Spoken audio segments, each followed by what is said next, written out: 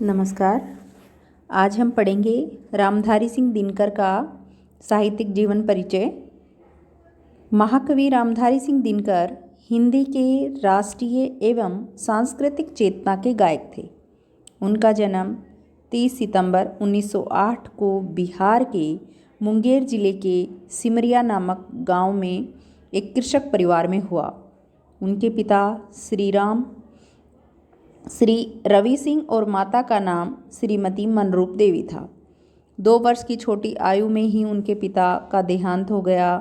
पिता की मृत्यु के पश्चात मां ने दिनकर और उनके 2 भाइयों का पालन पोषण किया। उनकी पत्नी का नाम श्यामा देवी था। उनके व्यक्तित्व के निर्माण में उनकी माताजी और पत्नी का विशेष योगदान रहा। दिनकर के 2 पुत्र रामसेवक सिंह तथा केदारनाथ थे। 2 पुत्रियां विनीता और विभा थी।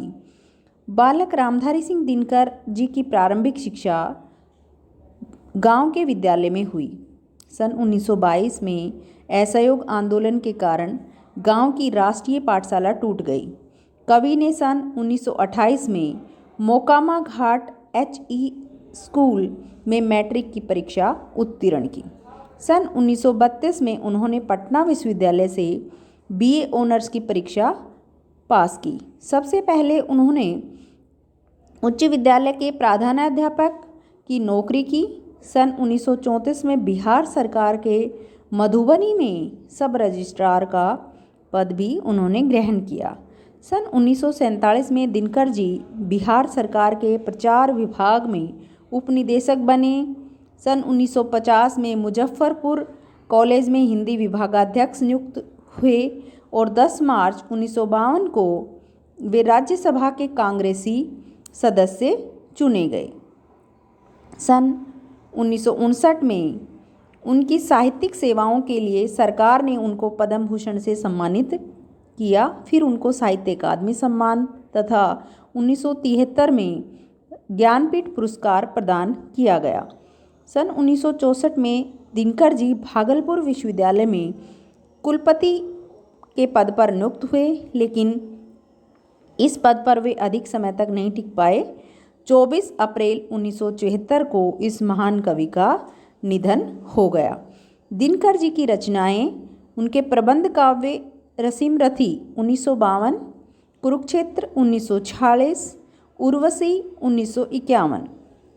उनके मुक्तक काव्य हैं रेणुका 1935, हुंकार 1940, रसवती 1940, सामधेनी 1947, द्वंद्व गीत 1940, बापू इतिहास के आंसू 1951, मूर्ति तिलक, दिल्ली धूप और धुआं 1951, नीम के पत्ते 1954, नए सुभाषित 1957, नीलकुसुम 1955, मिट्टी की ओर, परशुराम की प्रतीक्षा 1963, कोयला और कवित्व 1964, आत्मा की आंखें, हारे को हरिनाम, ये 1970 में प्रकाशित हुए।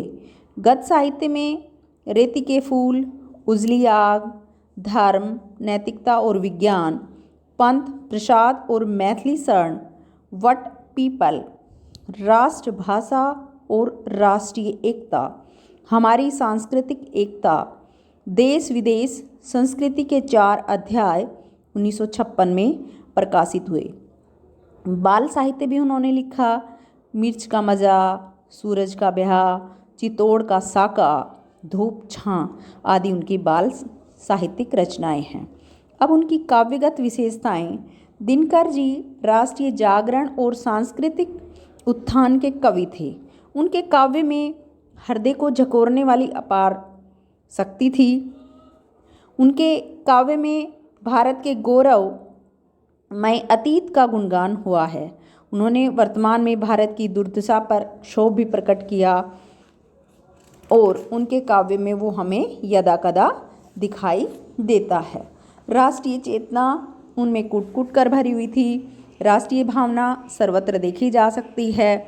गरज कर बता सबको, मारे किसी के मरेगा नहीं हिंद देश, लहू की नदी तैर कर आ गया है, कहीं से कहीं हिंद देश लड़ाई के मैदान में चल रहे हैं, लेके हम इसका निशान, खड़ा हो जवानी का झंडा, उठा लो मेरे देश के नौजवान। राष्ट्रीय चेतना और जन जागरण की भावना भी उनके अंदर दिखाई देती है। दिनकर जी ने अपने काव्य की रचना करके भारतीय जनता को बदलते समय के अनुसार जागृत करने का सफल प्रयास किया है। भारतवर्ष की आज़ादी से पहले आपने अपनी ओजस्वी वाणी द्वारा अंग्रेजों के साम्राज्यवाद के विरोध के लिए जन सामान्य में चेतना का शंखनाद किया। स्वतंत्रता प्राप्ति के पश्चात भी उन्होंने आर्थिक विषमता, सामाजिक पिछड़ेपन आदि को दूर करने के लिए संघर्ष की आवश्यकता का अनुभव किया। इस प्रकार बदलते हुए वातावरण के अनुसार दिनकर ने जनता में जागृति लाने का प्रयास किया। मानवतावाद की भावना दिनकर जी के काव्य में हमें दिखाई देती है। मानव कल्याण के लिए उन्होंने जीवन पर्यंत काव्य की रचना की। रसमरथी में उन्होंने मानव के प्रतीक कर्ण को आदर्श की भूमि पर अधिष्ठित किया। श्रेष्ठ वह नर बुद्धि का शिव रूप आविष्कार ढो सके, जिसमें प्रकृति सबके सुखों का भार, मनुज के श्रम में अपव्यय की प्रथा रुक जाए, सुख समृद्धि विधान में नर के प्रकृति झुक जाए। भारतीय संस्कृति का चित्रण भी उनके काव्य में दिखाई देता है। शारीरिक उपलब्धि की अपेक्षा मानसिक उपलब्धि ही मनुष्य की चरम उपलब्धि मानी गई है।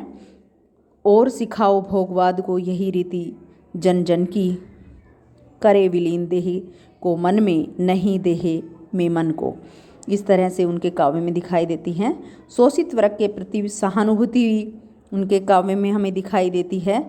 उन्होंने एक कविता में कहा कि श्वानों को मिलता वस्त्र दूध, भूखे बच्चे अकुलाते हैं, माँ की हड्डी से चिपक ठुठुर जब जाड़ों की रात बिताते हैं। तो इस तरह से सामाजिक विषमता का मार्मिक चित्रण मजदूर के बच्चों की दयनीय स्थिति के माध्यम से उन्होंने दर्शाया है। क्रांति की भावना दिनकर जी के मन में सामाजिक विषमता को देखकर आक्रोश भर जाता था।